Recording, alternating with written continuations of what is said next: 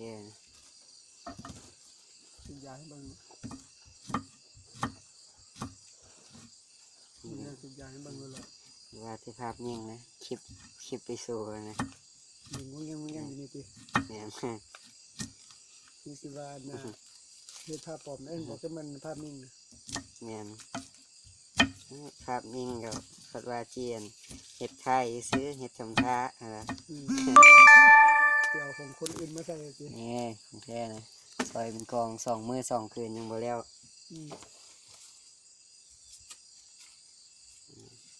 มีดิโมเย็นใส่รถ2 มื้อ 2 คืนเพิ่นซอยอยู่นี่พากันซอยอยู่นี่มีเสียงประกอบพร้อมเอฟเฟกต์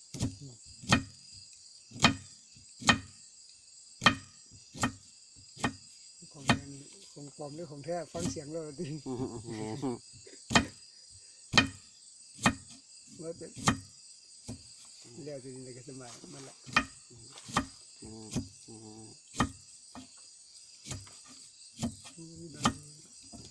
อนุมานนี่มันทองมันอนุมาน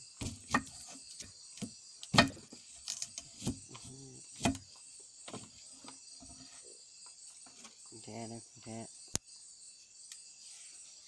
ซอยบ้านมวลสารวัตถุมงคล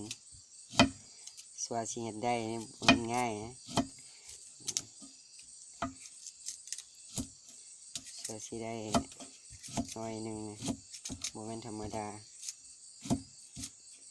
สวาสิออกมาเป็นวัตถุมงคลให้ได้ใส่กันมีแต่คุณภาพบ่เน้นปริมาณ